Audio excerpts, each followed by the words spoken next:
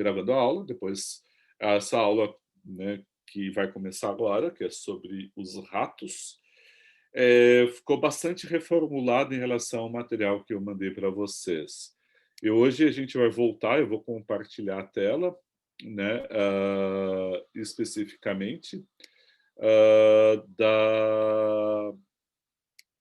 né, da aula dos ratos, é um material ali, né, específico aqui que veio conosco. E eu reformulei enormemente o material que eu mandei para vocês para fazer um trabalho de síntese e de organização. Eu fiquei bastante insatisfeito com o material que eu mandei para vocês, mas já era segunda-feira, tinha que mandar e tinha outras coisas para fazer, então só de ontem da noite que eu consegui realmente assim parar e encontrar a forma para a aula. Então, assim, a aula eu vou dividir em 3 partes, né, as 2 primeiras bastante mais breves, que eu vou fazer uma introdução, né, então, assim, apresentar um pouco algumas questões, depois eu vou considerar alguns aspectos do enredo, uma síntese do enredo e narrador, e por fim a gente vai para as citações para o comentário, que aí eu vou escolher alguns trechos que vocês viram tem do material. Ao preparar a aula e rever a aula, eu coloquei isso que está. Deixa eu perguntar para você se o tamanho da letra está bom? Eu, Assim deixa eu tá bom, prof. tá bom? Tá. Deixa eu só. Eu esqueci de botar aqui o bate-papo aqui do lado. Hum, Cadê o participantes? Ok. Bate-papo. Tá. Deixa eu deixar aqui embaixo. Qualquer coisa dá para botar aqui a observação do lado. Tá. É, então, assim, eu fiz, voltando, né? Então, agora fica a sequência. É, assim, dando um título para isso, né? Seria uma brincadeira que é Follow the Money, né? Quando a gente pensa no romance policial, tem aquelas máximas assim: siga o dinheiro para encontrar quem é o criminoso, né? De certo modo, a gente tem um jogo, dá para fazer um jogo com isso, que é a história do dinheiro, né? Os ratos é a história do dinheiro, ou, para ser mais preciso, a história da falta do dinheiro. E a falta do dinheiro para uma necessidade básica, que é o leite. Então, por isso, assim, seguir o dinheiro e a circulação do dinheiro na cidade, ela é bastante importante. Então, por isso, o título. E, ao mesmo tempo, na forma, a gente tem uma forma que é a desagregação da narrativa. Não é a desagregação do romance, é a desagregação da narrativa mesmo. A gente tem um romance, e esse romance, como forma, ele põe em xeque a a questão da organização que a narrativa traz para a experiência, e nesse caso, para a experiência de Nazia Zen. Então, a partir daí, eu vou. Depois, isso aqui esse esquema aqui eu peço que desconsiderem, é só a base depois para escrever o resumo, né, para a aula gravada. E aí eu começo agora. Então, essas 2 citações aqui, elas são citações mais laterais mesmo, assim, de introdução. Esse poema do Morte ao Leiteiro, do Carlos Drummond de Andrade, está na Rosa do Povo, de 1945. E ele é interessante porque ele é a morte leiteira do ponto de vista de um burguês que tem medo na cidade. E o leiteiro chega para entregar, né, para fazer a entrega das garrafas de leite, e ele é assassinado. Estou dando spoiler, não foi uma narrativa, né? E ele dá os tiros e mata o leiteiro, e no final, né, é o leiteiro caído e o sangue jorrando que se mistura ao leite. Porque eu trouxe isso? Porque exatamente é um contraste que a gente tem com o Nazianzeno Barbosa, que é um funcionário público, é uma classe média baixa, né, do funcionalismo público que está aqui.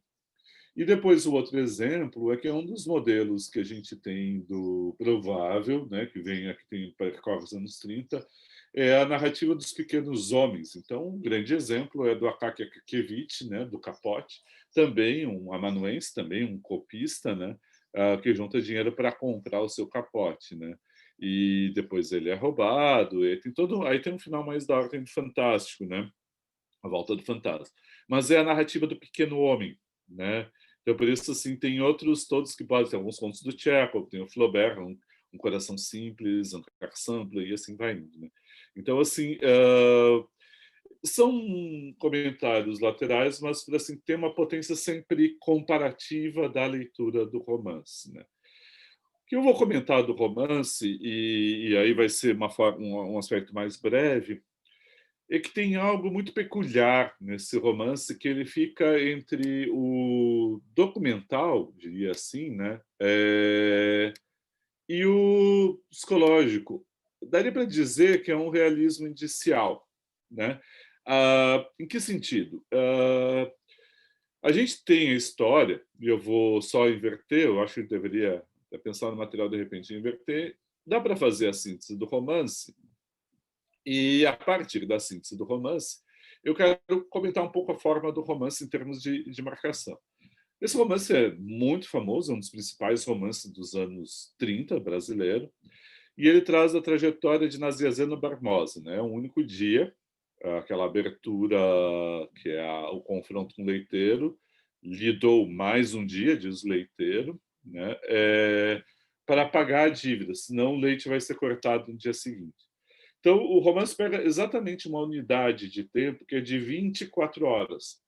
Começa com o leiteiro saindo da casa e acaba no outro dia, já na madrugada do outro dia, com o leiteiro entrando, derramando leite, e aí sai, e quando o leiteiro sai, o Nazezeno dorme. Então, a gente tem 24 horas, praticamente, né? Uma unidade de dia, de sol a sol, entre o nascer de um e o nascer do outro. Então, 24 parece uma unidade dramática, quase aristotélica, não é, claro, mas eu achei uma paródia disso, que é a unidade realmente narrativa que está dada pelo tempo. Nesse daí, ele sai da rotina dele em busca dos 53 mil réis, né? E aí vai atrás, né, do dinheiro. O plano dele é pedir para uma pessoa, então pede primeiro para o chefe, conversa com o Alcides, ele vai cobrar uma dívida antiga com o Andrade, não dá certo. Ele tenta ir no gerente do banco, que é o Mister Riz, né, mas está em viagem e ele se dá conta que foi enganado pelo Andrade. Ele pede um dinheiro para um cara que encontra na rua, que é o Costa Miranda, conhecido do Alcides. Usa esse dinheiro não para comer, e ele, depois a gente vai ver, ele morre de vergonha com isso, mas ele vai para o jogo, ele consegue o dinheiro no jogo logo de cara, né? Até depois eu vou comentar, porque eu fui pesquisar roleta, não me lembrava mais como é que era a roleta, né? Ele ganha direto na cabeça, o número 28 ganha pá. E o número 28 é o número de capítulos do livro, é uma coisa bastante, tem uma brincadeirinha ali, né? E isso dá uma raiva essa parte. Idem, idem. Esses sentimentos eu queria comentar um pouco que ele desperta do leitor. Ele ganha, porque é 35 vezes aposta vezes 35. Então, se ele apostou 35 mil reais, 5 mil reais, perdão, vezes 35, dá 175 mil reais. Ele precisava um terço disso, ele precisava 53 mil reais, né? Então, literalmente é um pouco mais de um terço, né, que ele ganhou lá. Então, dava e sobrava. Mas ele continua a jogar até perder tudo.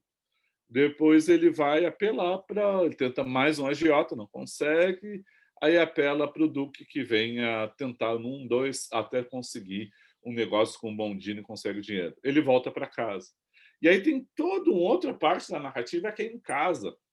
Ele a pose que ele faz para a mulher, não responde as perguntas, traz de volta o sapato que estava desemparcerado, traz um pedaço de queijo, traz a manteiga, traz uns brinquedinhos desatualizados, brinquedinhos mordedor, né, aqueles de borracha, leõezinhos de borracha. E, e ao final ele deita. E imobilizado, e parece, só fazer um comentário, né, parece aquelas, não sei se você tiver aquela coisa meio sonho, que a gente sonha que está meio acordado, mas não consegue se mexer no corpo. Então ele fica entre a vigília, o despertado, e o sono. Nessa estado de consciência alterado, ele vai percebendo os sons da noite, os sons da rua, vai rememorando muito da trajetória do dia e morre de medo que o dinheiro seja roído pelos ratos. Ele chega a ouvir os barulhos dos ratos de roer. E ele só vai descansar quando o leiteiro derrama o leite.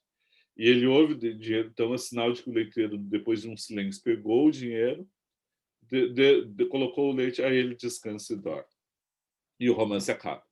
Então, quando ele dorme, o romance acaba, porque o romance ele acompanhou a trajetória e o ponto de vista o tempo inteiro do Nazianzen Barbosa.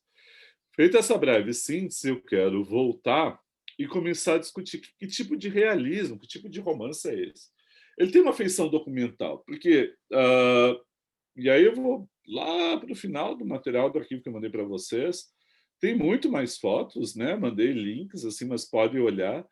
Que a gente está vendo aqui a Porto Alegre dos anos 30. Eu tenho uma, agora eu já orientando de doutorado, né? Que ela fez um trabalho muito legal, que ela fez o mapa e a trajetória do Nazianzen nos anos 30. Inclusive, ela organizou um passeio pelo centro da cidade de Porto Alegre para mostrar o percurso do Nazianzeno, naquelas caminhadas de ida e vinda, dentro Pois eu não tenho, eu procurei o trabalho, eu vou pedir para ela mandar, vou pedir para ela disponibilizar, Sofia. Eu tenho que anotar isso, né? Porque eu sou uma pessoa, como você já deve ter observado, desligada e distraída, né?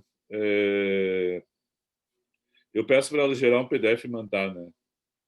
E de repente até fazer um encontro extra fora do horário aqui. A gente podia fazer um tour virtual, né, pela cidade.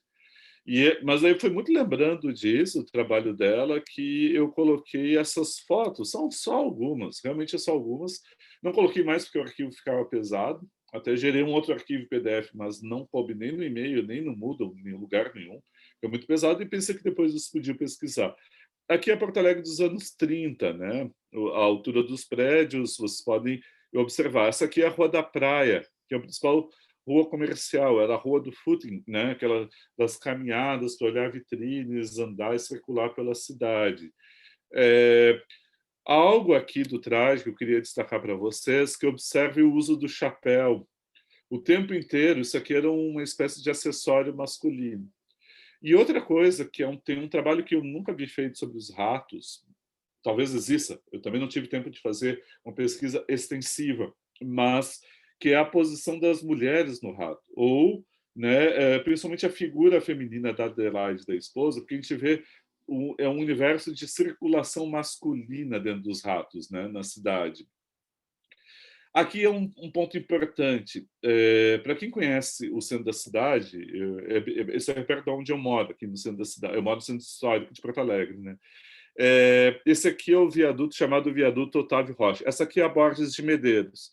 Repare aqui no centro, aqui, né, o trilho do bonde está sendo colocado. Aqui são as escadarias laterais, né, que tem na Borges, todas as arcadas. Aqui é o viaduto.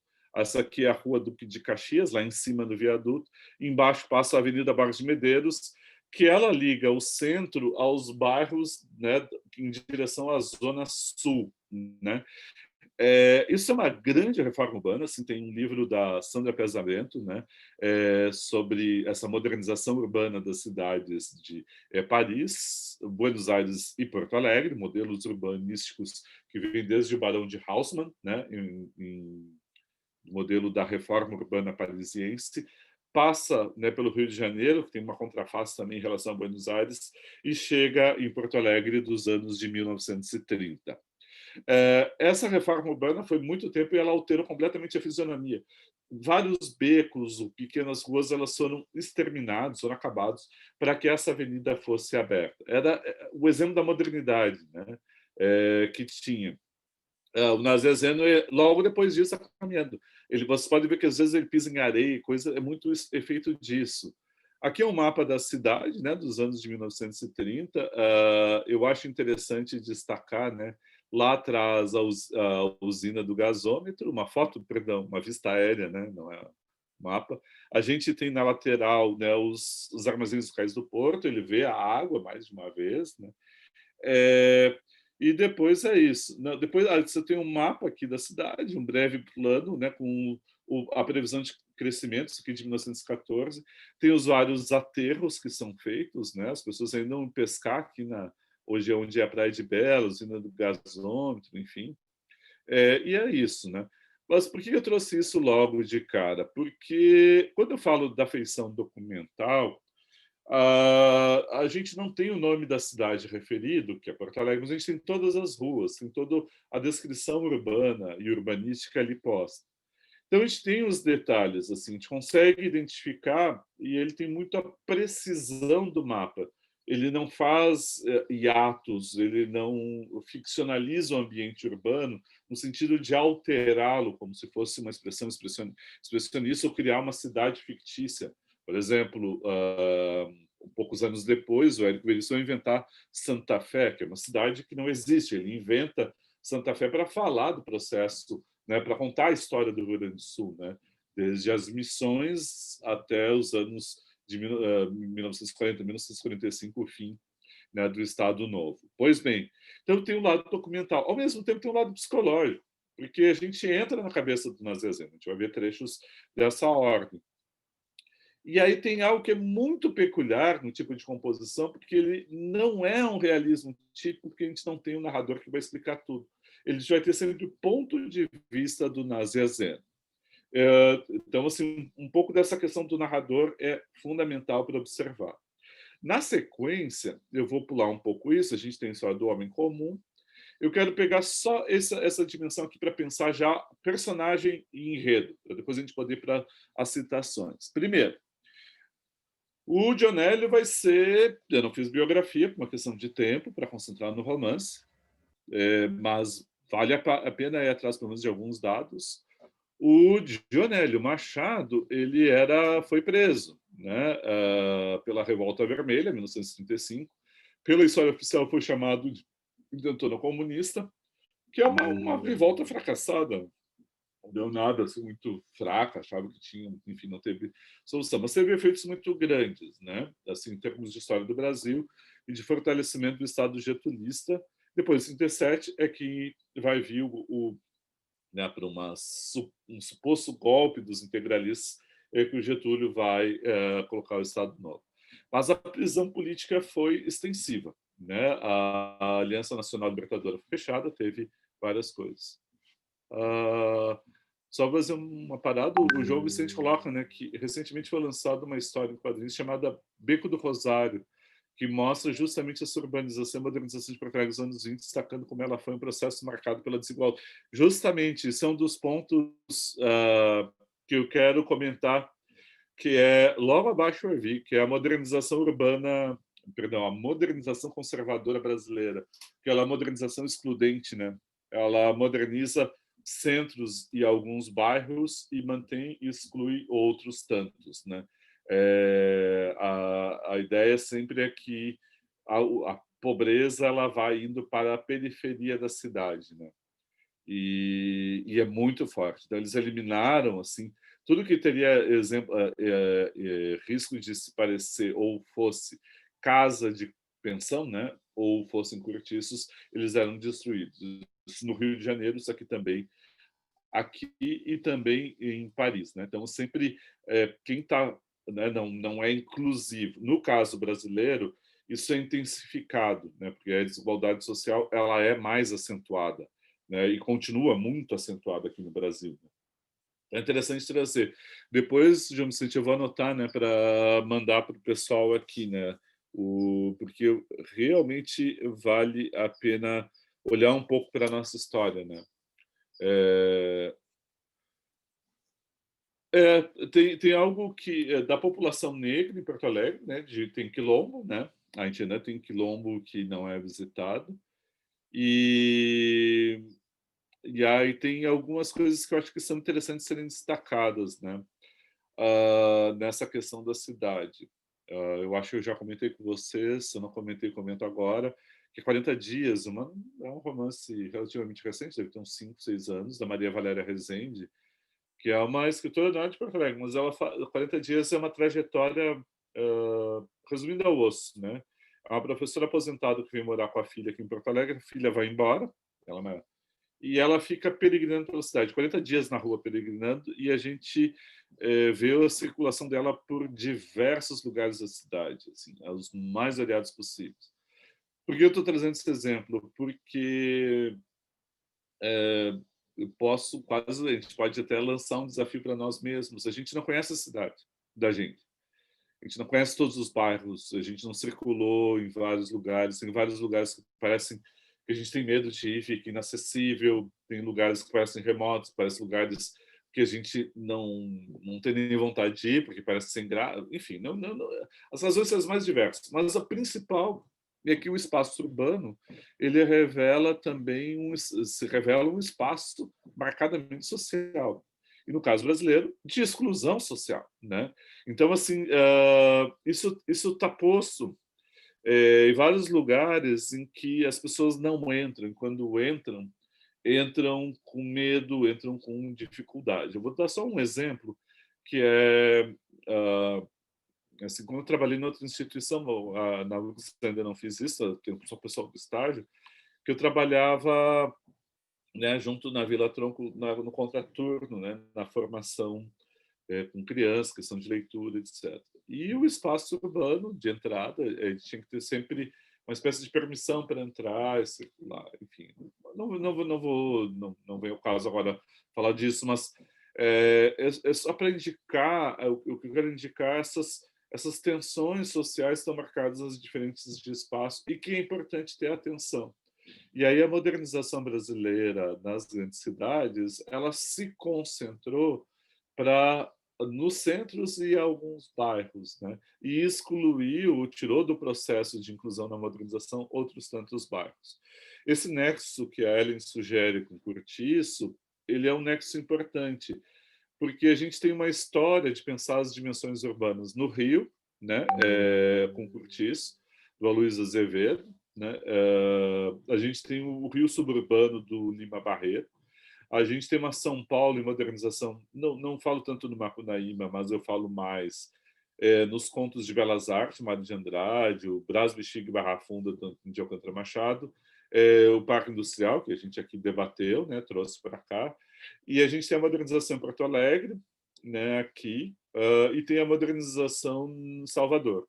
Vários centros, só destaquei alguns centros urbanos. Poderia falar também de Belo Horizonte com a Amanuense Belmiro do Círio dos Anjos. Pois bem, a gente está falando de como é que está se dando a entrada dessa modernização, daqueles que são traços do que é considerado uma modernização ocidental, que passa pela dimensão da formação de grandes cidades, da circulação, né, dos meios de transporte que permite que o espaço e a população, né, se acumule num lugar, em diversos bairros, uma circulação mais rápida interna. Tem as formas de produção, basicamente, às vezes, industrial. Tem os centros comerciais, tem os centros administrativos que se colocam sempre na cidade. A cidade é a cidade dentro da feição moderna do século XIX, pautada pela lógica do capital e da tecnologia, né? Não são exatamente a mesma coisa, mas as duas coisas vieram congregadas. E isso vem vindo, né? Vai se espalhando em termos de Ocidente. E no caso do Brasil, especificamente, esse modelo de cidade foi trazido. Muitas vezes, e a gente ouve até hoje em dia, tem uma espécie de uso ideológico da dimensão do progresso, né? Então, era muito identificado o progresso brasileiro com o modelo de modernidade, as cidades, a dimensão urbana. E por que eu digo que é ideológico progresso? Porque pode falar em atualização, mas progresso dá uma ideia de sempre que se coloca sempre está na frente. Então, uma ideia assim, de que estamos sempre num processo quase assim, uma espécie de lei de avanço para um lugar ou para uma situação melhor que vai se chegar lá, mas como se agora fosse negativo ou ruim, sempre é jogado para o futuro. Né?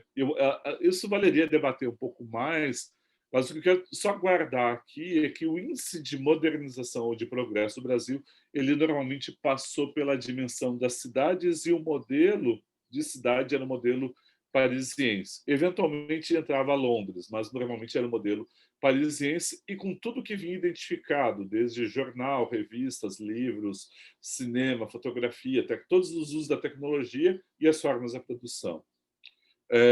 Então, assim, o Dionélio Machado está trabalhando isso. E isso vai aparecer, vou pegar já alguns índices, eu vou agilizar.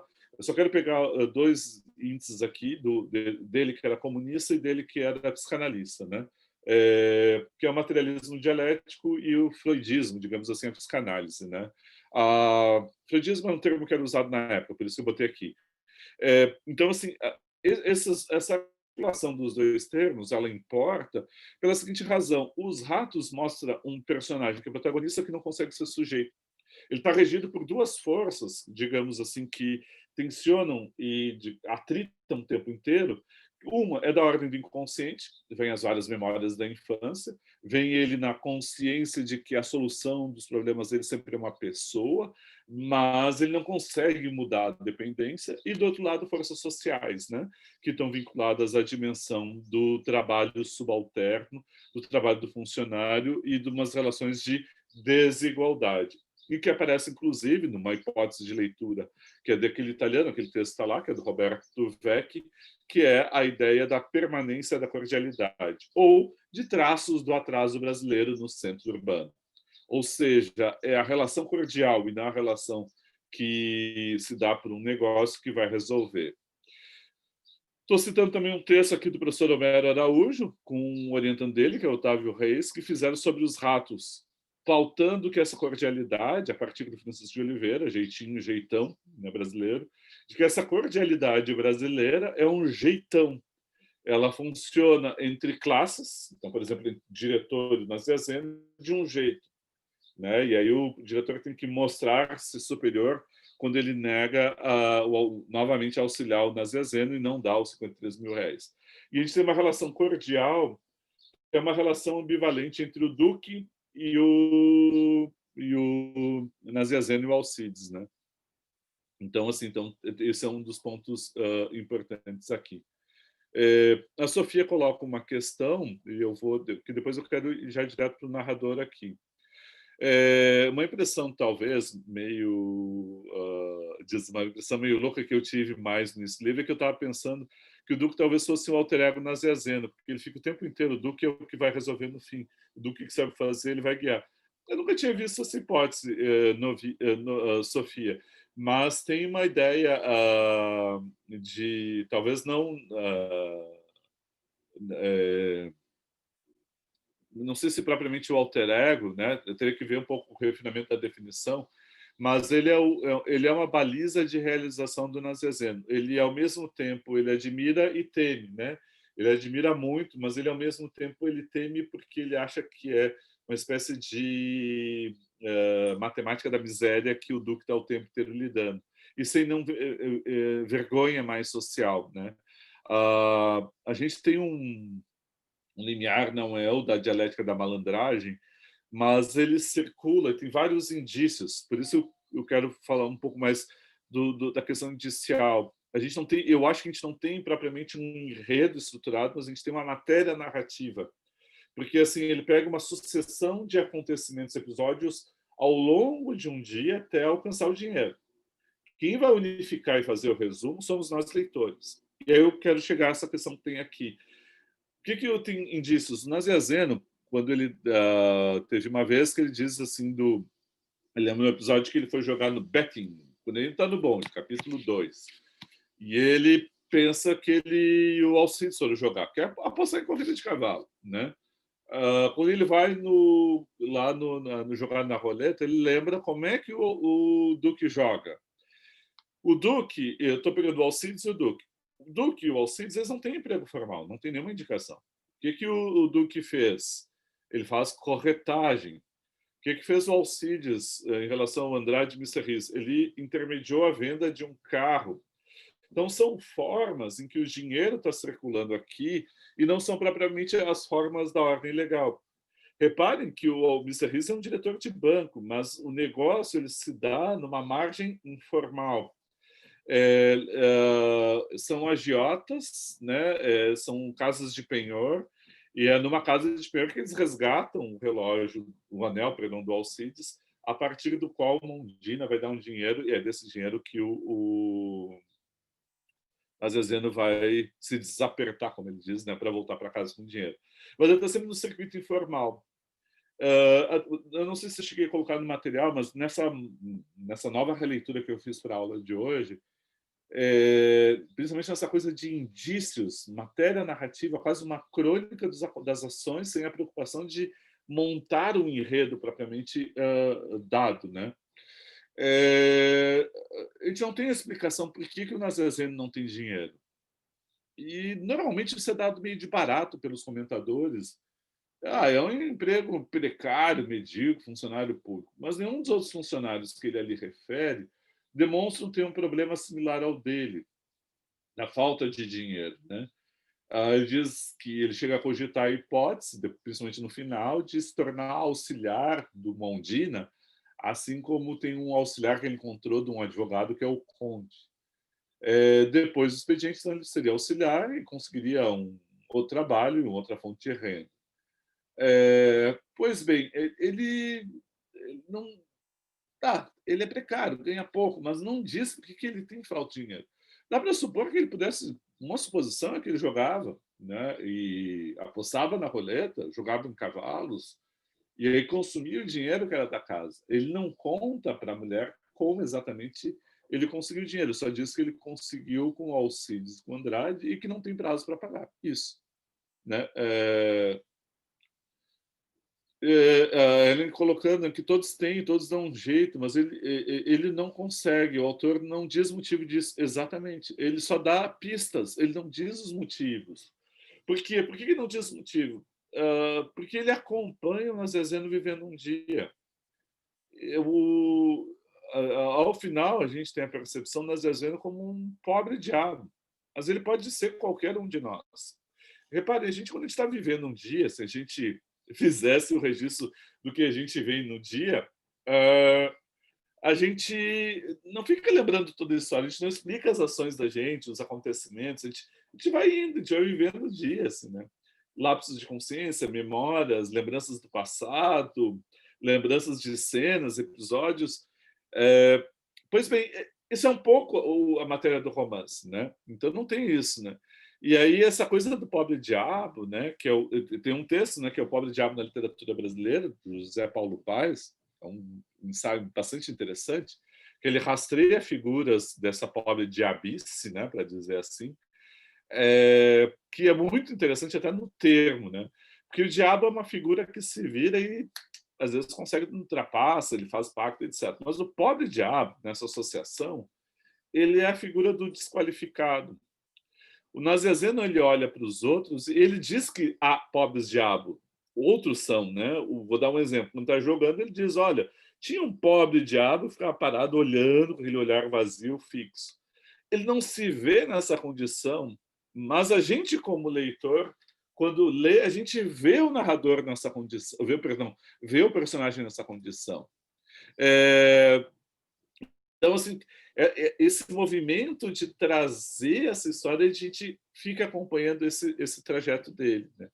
É, pois essa figura do Kafka, né? Quando eu fiz aquelas relações, né, que o João Vicente traz, e tem. Eu pensei no Kafka, eu retirei o Kafka, eu pensei no processo especificamente, e a metamorfose, né, os dois romances. A novela e o romance, perdão, a metamorfose como novela, o processo como romance. Acabei tirando, porque eu fiquei na dúvida do traço estilístico, se ele teria lido ou não. Aí resolvi botar um texto posterior, que é o Estrangeiro do Camus, né? Que também tem algo dessa ordem, que é um personagem que ele vai trazendo, na forma de representação, colado, né? Eu vou usar uma expressão, os dois eles retiram a distância estética, né? O Kafka e o Camus, e agora também o Nazianzen. E nesse sentido é bem pertinente a tua aproximação, João, que ao retirar a distância estética, qual é a consequência? Aí agora a gente vai direto para cenas, né? Eu vou direto para a cena por uma questão de tempo. Para a gente ver, eu vou pegar aqui bem na abertura, e aí eu vou mostrar isso aqui e a questão que aparece, que o Eduardo trouxe, né?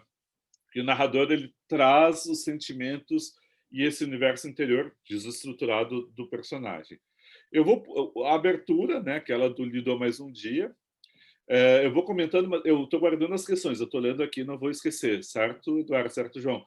Eu só quero mostrar aqui por uma cena que eu acho como é que funciona, dá para a gente observar esse nexo da exteriorização do afeto, como é que isso aparece, e como é que se dá esse vínculo com Kafka por causa da supressão da distância estética. Então, eu queria explicar um pouco isso. Essa abertura traz a cena, né, o leiteiro sai batendo porta, e aí tem um diálogo da mulher com o Nazianzen. Reparem um pouco nesse diálogo, algo que eu acho bastante interessante, né? Vou pegar aquele, eu vou começar aqui, ó, vou marcar aqui em amarelinho. Uh, Nazianzen encaminha-se então para dentro de casa, vai até o quarto. A mulher ouve-lhe os passos, o barulho de abrir e fechar um que outro móvel. Por fim, ele aparece no pequeno comedouro, chapéu na mão. Senta-se à mesa esperando. Ela lhe traz o alimento. Ele não aceita mais desculpas. Nazianzen não fala. A mulher havia se sentado defronte dele, olhando enquanto ele toma o café. Vai nos deixar ainda sem leite.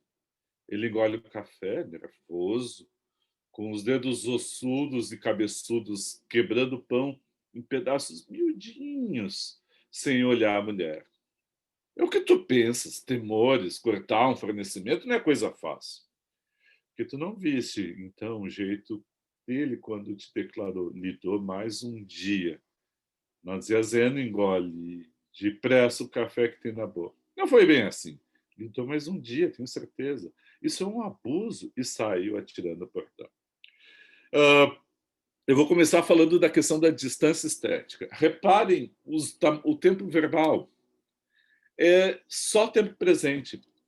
Quando a gente falou lá do Capitães de Areia, a gente viu que o narrador usa o agora várias vezes. Agora, porque o agora tem a função deítica. Ele tem uma função, assim como eu, tu, né? Ele localiza o tempo a partir do qual a história se dá, do movimento para trás ou para frente.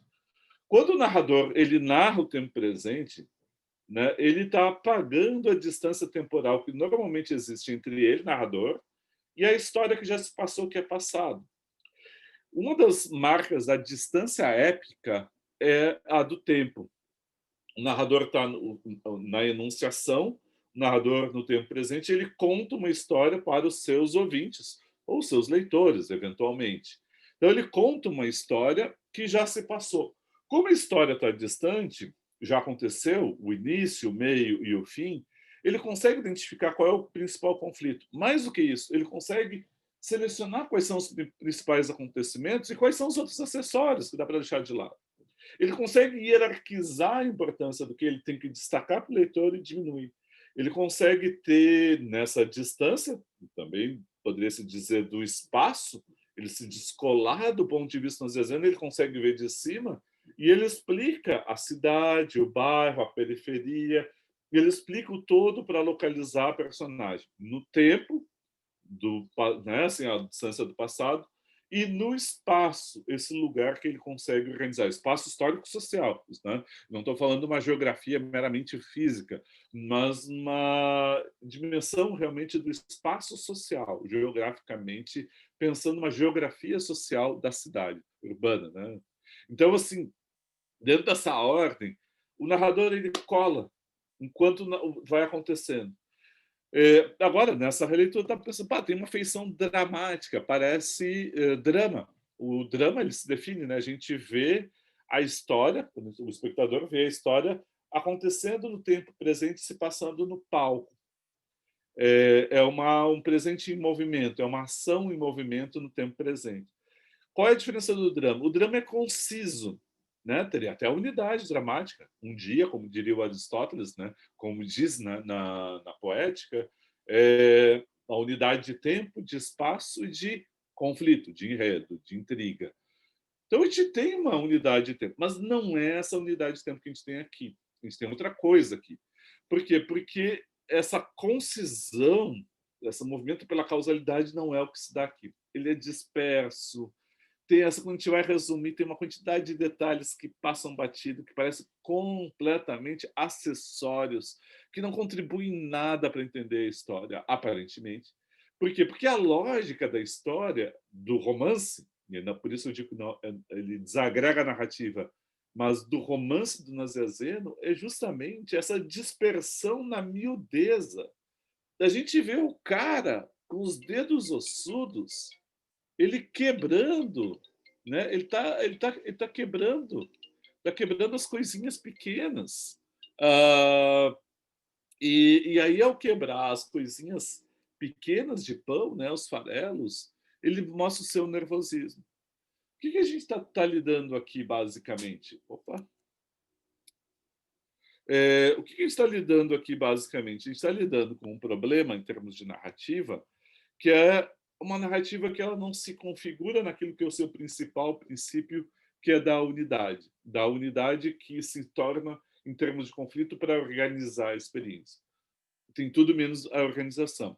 Então, por exemplo, nesse sentido, ele é muito próximo do Kafka, como o João Vicente diz. Uma das coisas, por exemplo, que tem um teórico que eu adoro, num ensaio muito interessante de pensar o romance contemporâneo, e isso aqui é uma expressão do romance contemporâneo, os ratos, é o narrador, a posição do narrador no romance contemporâneo do Theodor Adorno. E o Adorno coloca da variação da distância estética, né? Essa variação, essa distância, propriamente a distância épica, ela é desfeita. E ora se aproxima muito na objetividade do narrador, ora se distancia. O Nazezeno, ele tem os dois movimentos, né? Perdão, os ratos, né? Ele se aproxima, cola, o narrador não se mostra, ao mesmo tempo, como ele é na terceira pessoa, né? O narrador está uma terceira, ele fala de uma terceira pessoa, ele está externo. Ele, ao mesmo tempo, ele vai revelar a interioridade, mas não vai ordená-la, né? Então, isso é interessante. Quando a questão do João Vicente, eu vou avançando, eu vou deixar esses comentários assim, bastante laterais, assim, depois do esquema que eu mandar para vocês, mas eu queria pegar o capítulo 2. Por que o capítulo 2? Porque o capítulo 2 é aquele que está no bonde. Aqui vai começar a se formar a busca do Nazezeno. No primeiro momento, é a mulher reclamando, né, dizendo: Puxa, lhe dou mais um dia sem leite. Ele diz: Tá, mas a gente vive sem manteiga, a gente cortou a manteiga, o leite é diferente. Ou seja, eles vêm já cortando coisas. Por que o Nazezeno não tem dinheiro? Né? Por que lhe falta o dinheiro? Pois bem, então ele está aqui, está entrando no bonde, né? Ele vai pensar na mulher, e eu quero começar nesse trechinho que está esverdeado aqui.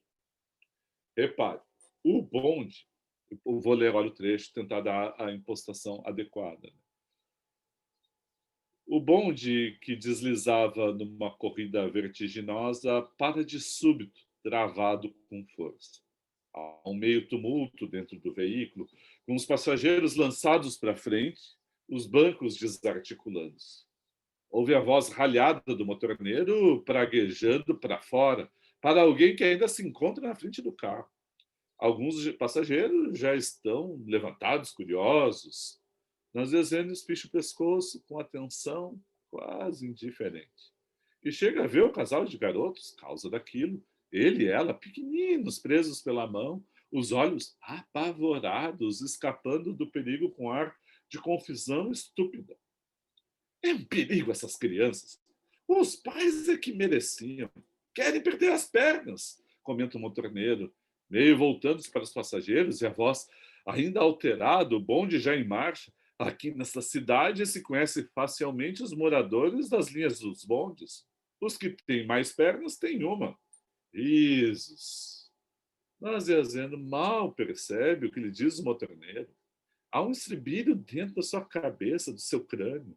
Lhe dou mais um dia, tenho certeza. Quase ritmado. Lhe dou mais um dia, tenho certeza. É o que ele está se fatigando, nem resta dúvida. A sua cabeça mesmo vem se enchendo confusamente de coisas estranhas, um meio sonho de figuras geométricas, linhas de triângulo em que é sempre um ponto doloroso de convergência. Tudo vai ter nesse ponto verdadeira obsessão. O sinal de campainha do interior do bonde leva à repartição. A campainha do diretor repreensivo e deste ao leiteiro. Passa-se um momento de intervalo. Depois uma palavra trivial e a nova ligação angustiosa. O sapato. Traz o sapato desemparcelado da mulher. O outro pé, o sapateiro não quer soltar. E todo reconstitui outra vez o leiteiro. Decorre um certo tempo, longo talvez, em que sua cabeça se vê piscada tumultuariamente das linhas mais inquietantes. No jardim, que os seus olhos afloram e mal enxergam a disparada do bonde e faz um traço com um plano antigo e ingênuo de um jardim para o filho. O pobre do nosso filho, que não tem onde brincar. Não pode ficar na Zezena. Não pode ficar sem o leiteiro, o leiteiro. Há por vezes um alívio. É só a existência vaga e dolorosa de uma coisa que ele sabe que existe, como uma vasa depositada no fundo da consciência, que não distingue bem, nem quer distinguir um sofrimento confuso, indistinto, pois, logo, porém, cortam-se outra vez mais linhas nítidas, associações triangulares bem definidas, o dorso redondo do passageiro, descendo do bonde, o traço claro de dorso riscando no ar na escadinha. Leiteiro. A placa, conhecida placa no consultório entrecontando, tu ainda não pagaste o doutor, nós dizendo, o leiteiro.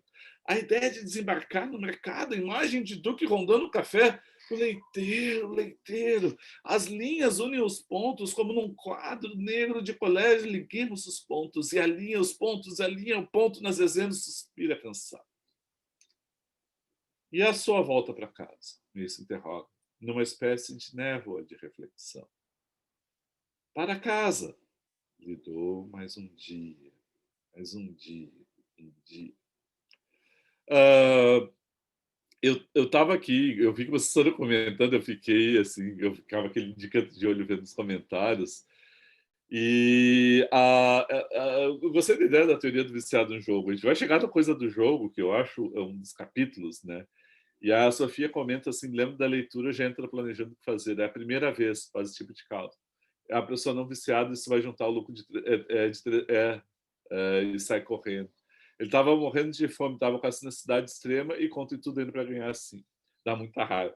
A questão do jogo, vocês acho que pegaram um dos pontos que eu acho crucial. E eu vou pular, eu vou fazer breve comentário aqui e a gente vai para o jogo. Vai para o jogo é bom, né? Vamos assistir o jogo. Qual é o ponto? Aqui eu tentei dar a narrativa e é a primeira vez que eu leio em voz alta. Confesso para vocês, eu não ensaiei antes.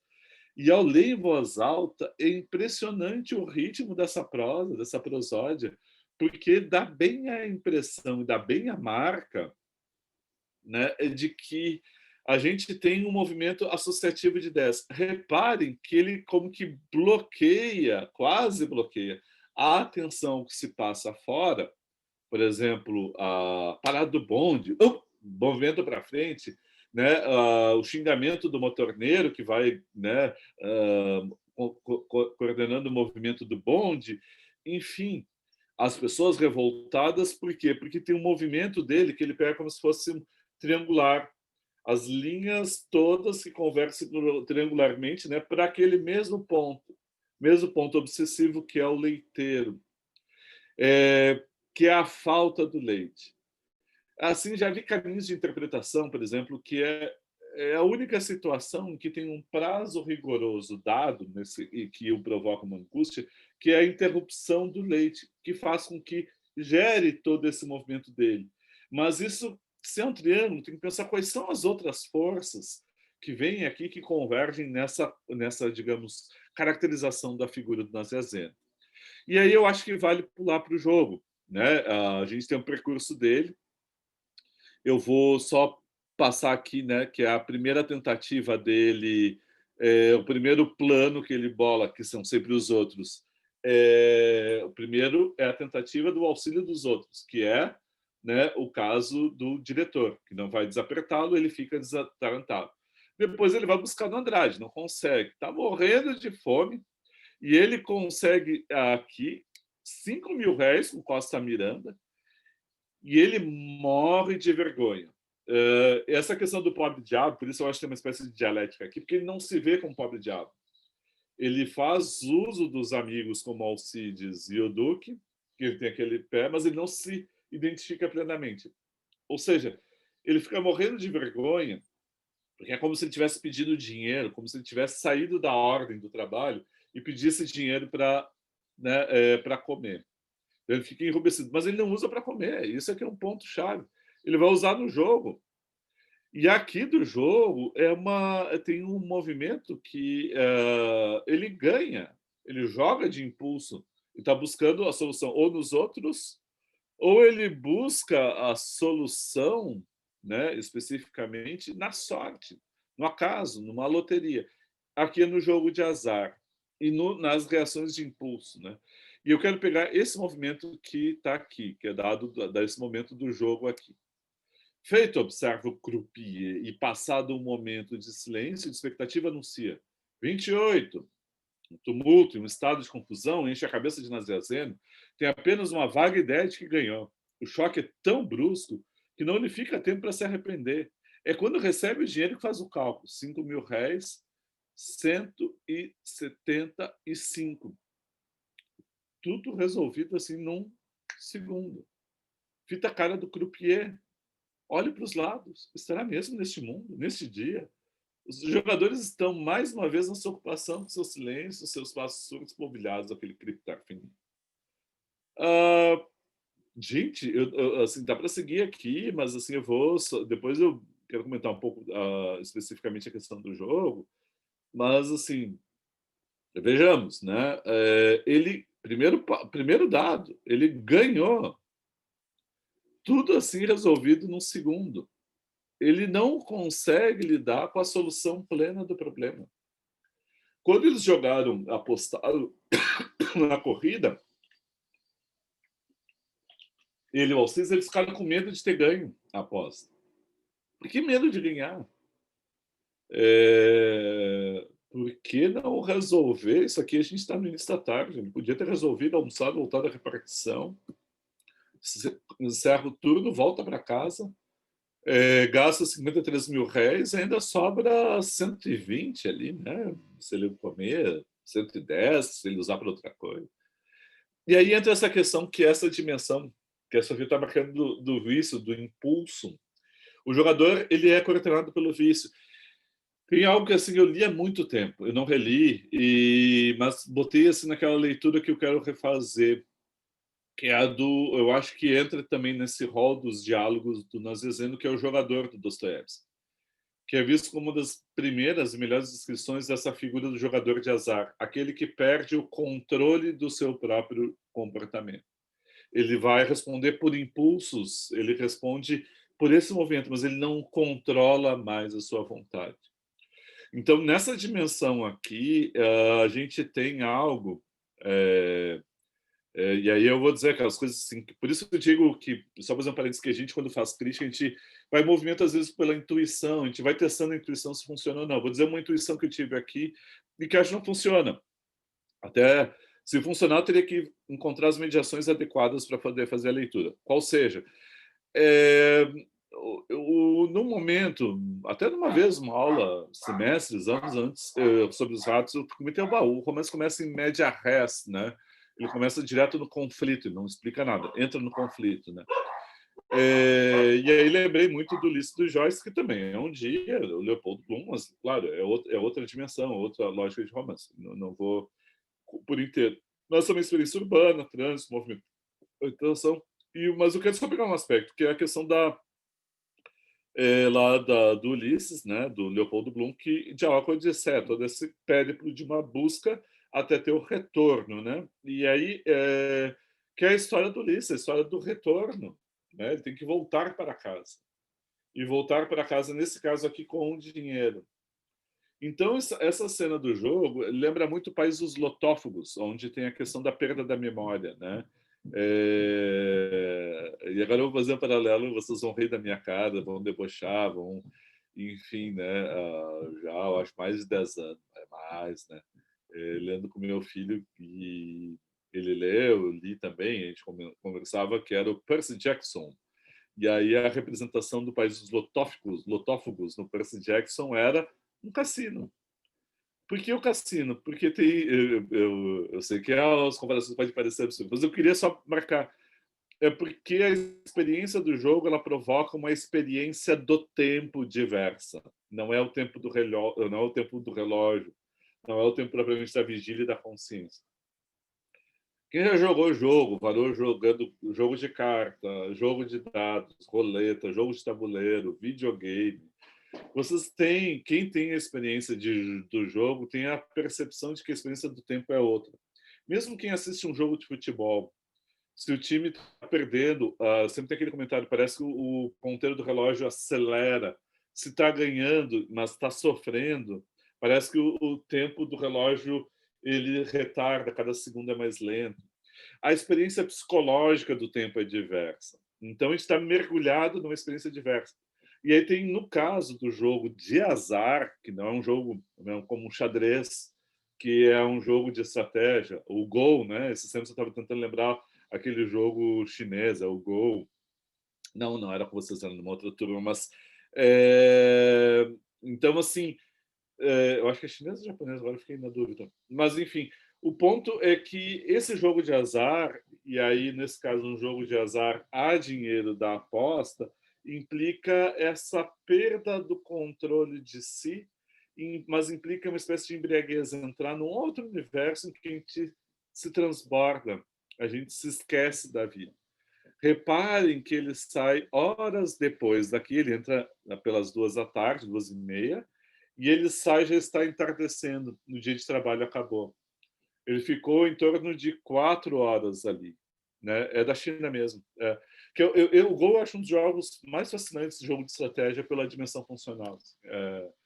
Eu acho difícil para burro. Né? Enfim, mas é um jogo que me fascina, né? Em termos de... É difícil, eu custei aprender, mas aprendi e eu achei muito interessante.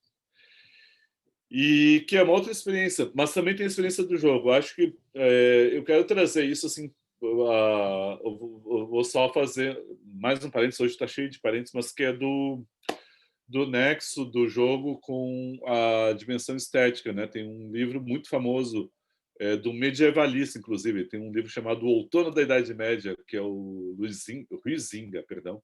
E o nome do livro é o Homo Ludens, e ele vê o jogo como base da constituição da sociedade. Não é o Homo sapiens, não é o Homo violens, não é do logos, não é da violência, não é só da palavra, né? Do logos, palavra raciocinante, é do Ludens, é do jogo. São nas formas o jogo como formas de aprendizado das regras de sociabilidade. E essa lógica do jogo de azar aqui, da roleta, dinheiro, ela se desenvolveu fortemente nas grandes cidades europeias no século XIX. Então, tem um diálogo muito forte com a modernidade. Né? Algo que assim, tem alguns trabalhos de investigação assim, importantes sobre isso. Né?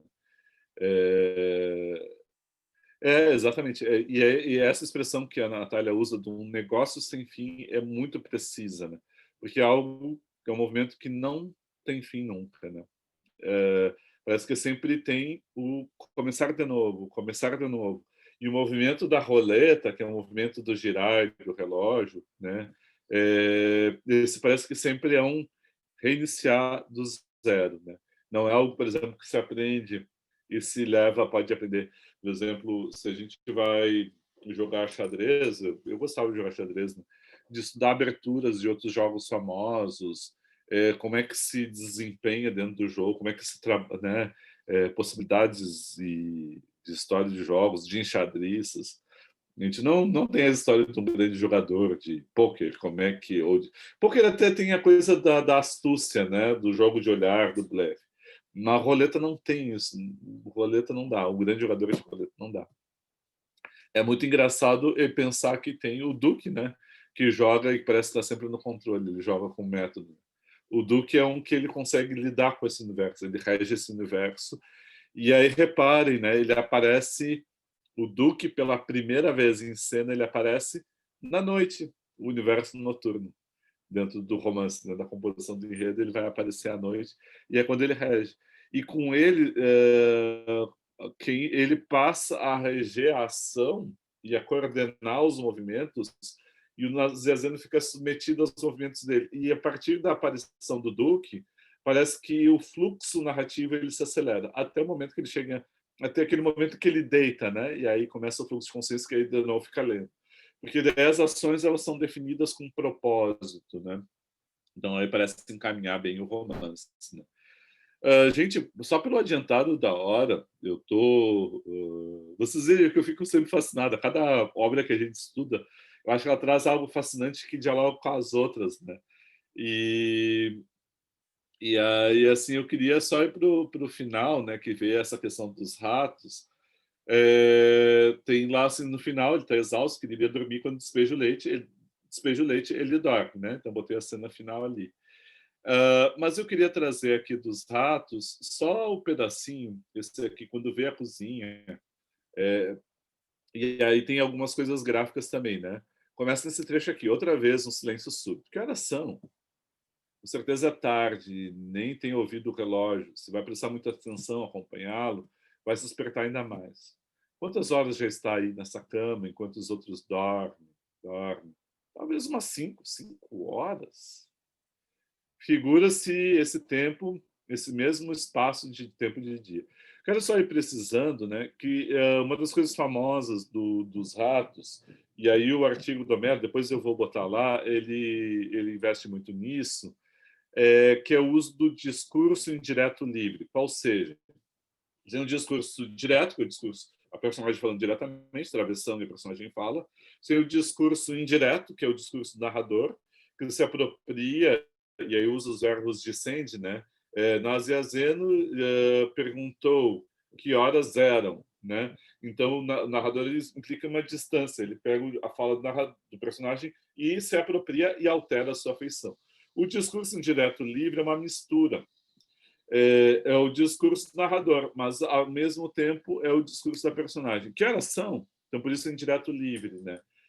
Às vezes tem alguns momentos que parece até discurso direto livre, que é um passo adiante na técnica narrativa, que é trazer para dentro da fala do narrador a própria fala da personagem e a dificuldade de distinção entre um e outro. Eu acho que algumas vezes nos ratos acontece isso, né? Mas aí teria que fazer uma demonstração.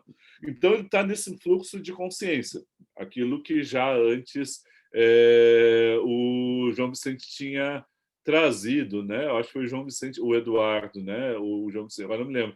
Mas que é a questão essa desse universo interior que ele é exposto, né? O narrador tem a preocupação de trazer isso.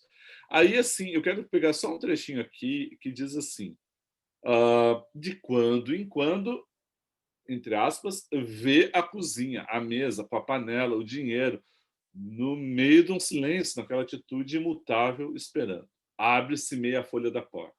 Entra com ele uma luz esbranquiçada da madrugada e ilumina a ponta da mesa. É um lívido ainda sujo. Já no chapéu, na cabeça do leiteiro, há um meio raio de sol.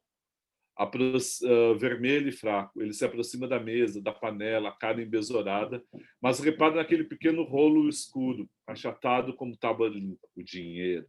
Aquele dinheiro espera, o mudo espera. Pensou-se nele, há um cuidado, uma atenção naquela arrumação. Pensou-se nele todo dia. O leiteiro, o leiteiro, o leiteiro. Eu vou pular um trecho e vem. Um rufar, um pequeno rufar sobre a esfera do chiado no fogo. Ratos, são os ratos. Mas Zezé não quer distinguir bem. Atenção, pequeno rufar, dedilhar de leve, perde-se para um dos cantos do fogo. Ele se põe a escutar agudamente.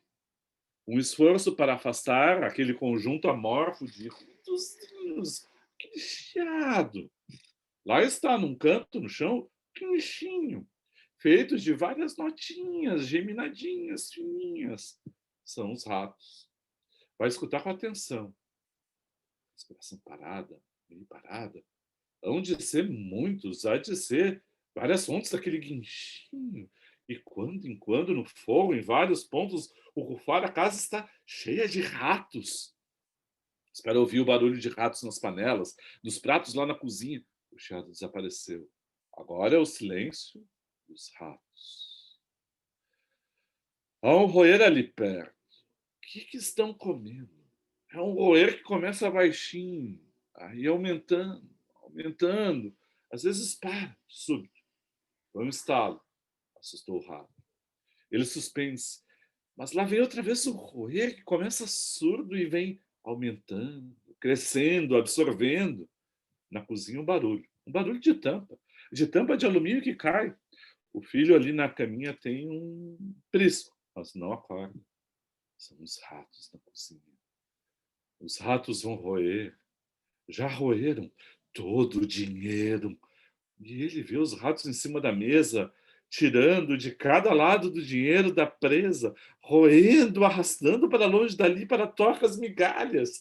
Tem um desespero nervoso, vai levantar, mas depois do baque da tampa caindo, fez um silêncio, um grande silêncio, espera um pouco.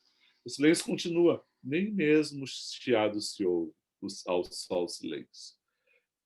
Esse trecho, assim como aquele do bonde, assim como tem trechos que eu acho absolutamente geniais, assim, né? Esse é um deles. Esse aqui eu acho genial, assim, porque o ritmo, o andamento, isso aqui até em silêncio a gente consegue perceber o ritmo, porque é um ritmo interior e assim como no bonde que ele está no meio sonho, né? Lá diz exatamente a expressão.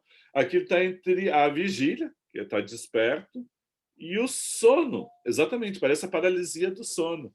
E ele, nesse intermédio, nesse universo, né, entre uma e outra esfera, ele tem uma coisa delirante. Reparem quando usa, põe entre aspas, ele vê. Né? Então, assim, tem algo desse movimento que está aqui, né, quando ele vê a cozinha. Não significa que ele foi lá, ele está vendo imaginariamente, ele está inventando. E aí os sons, ele vê o leiteiro entrando, pegando dinheiro, aquele silêncio. Só que depois, ao final, a partir dos sons, ele começa a imaginar os ratos roendo, os ratos pegando dinheiro e levando embora. Vocês vão ver no material, eu refinei um pouco o comentário, que é perguntado, mas o que representa a figura dos ratos, considerando que é o que dá título, é o que dá a definição do livro. Não é um livro expressionista, não é um livro, né, que prime pela dimensão do simbólico explícito, direto, né? Mas a gente está falando de uma dimensão de psicanálise. Né? Até voltei um pouco aquele ensaio famoso, e o famoso do Freud, né, que é o Homem dos Ratos, para tentar entender pela dimensão da psicanálise um pouco isso. Né? Tem a coisa assim, as pessoas com figuras comuns, que são tipo meio ratos, os seus pisadinhas, né, que ele viu antes lá na repartição pública. Tem a dimensão daquela coisa profunda, aquele medo dele, né? Aquilo que sempre assim é muito recalcado, que vem à tona e está figurado aqui. Pode ter várias leituras. Um dos pontos que tem, eu acho que é chave aqui nessa situação delirante é justamente essa da paralisia, da imobilidade, a incapacidade dele de ação, que está em todo o romance. Pensar lá, romper a dependência, ele não consegue. Ele tem a consciência que a solução dele é sempre pedir para os outros. A solução dele é o jogo. Mas quando ele ganha e consegue, ele não consegue lidar com o ganho. Nessa, então, tem uma coisa assim de viver preso num ciclo do qual ele não consegue escapar. Né? Sim, essa fome dele, né? Ele passa o tempo inteiro cansado, num limiar do cansaço com fome. Ele passa o dia, ele vai comer só ao entardecer. Na verdade, vai tomar um leite, né? E aí tem todo o jogo, ele se dá conta da coisa irônica, ele fica enjoado, perdão, e depois o Mondina oferece para ele uma charrua, né? Que era, só fazer parecer, uma fábrica que tinha a charrua e a Minuano Limão, que era na região de Vila Nova, lá, passando a Cavalhado, lá na Vila Nova, tinha as duas fábricas de refrigerante que foram surgidas. Eu não sei se na origem eram lá, né? Talvez fossem no centro, né? Assim como aqui no Shopping Total era a fábrica da Brahma, então não sei se na época já era a fábrica era lá, mas que tinha a Minuano Limão, tinha água com gás, né? Porque ele toma charrua para passar o enjoo que o leite causa. Né? Eu fiquei olhando, eu não me lembrava disso, eu reli agora, eu tá aqui a charrua. Eu muito curioso. Mas, assim, então, tem essa coisa, isso que a Sofia coloca desse roer da fome, né? Que é muito interessante de ser pensado. Né? Gente, são 5 para o meio-dia. Eu estou aqui nessa fala entusiasmada que não para, teria outros comentários a fazer, mas eu vou parar por aqui para a gente poder conversar, nem que sejam 5 minutos, né? Eu vou interromper a gravação, para que a gente interromper o compartilhamento, interromper a gravação, para a gente poder conversar e também não ficar tão longo depois. Mas, assim, depois, vocês vejam, assim, eu reformulei um tanto o esquema, eu não sei se eu consigo às vezes eu só consigo mandar na quinta de manhã, porque eu paro aqui até a gravação ficar pronta, leva um tempo, né, e depois aí eu entro num ciclo de trabalho sem fim. Às vezes eu vou conseguir fazer isso aqui só de noite. Se eu conseguir logo, eu já mando logo. Mas em qualquer dúvida, você olhem também ali o esquema que ficou, os ensaios de apoio. O que eu tentei era mostrar um pouco o fascínio de a gente ver os anos 30 e aqui especificamente Porto Alegre, né, pelo ponto de vista de um outro romance. Então, assim, eu vou seguir a lógica depois lá num outro texto, e a gente vai sair fora dos anos 30, agora, quando a gente passar para João Cabral e o Nelson Rodrigues, então a gente vai encerrar. Mas a gente viu várias facetas dos anos 30 aqui através da prosa e da poesia, desde a né, a Pagu com o Parque Industrial, Drummond, o próprio Bandeira, né? Então, agora a gente está fechando esse ciclo aqui da modernização conservadora brasileira. E aí esse romance eu acho que fecha muito bem. Eu acho eu fiquei muito impressionado com a qualidade estética do romance, novamente. Né? Eu vou parar aqui, daí a gente pode conversar um pouco aqui para quem quiser. Né? Tá?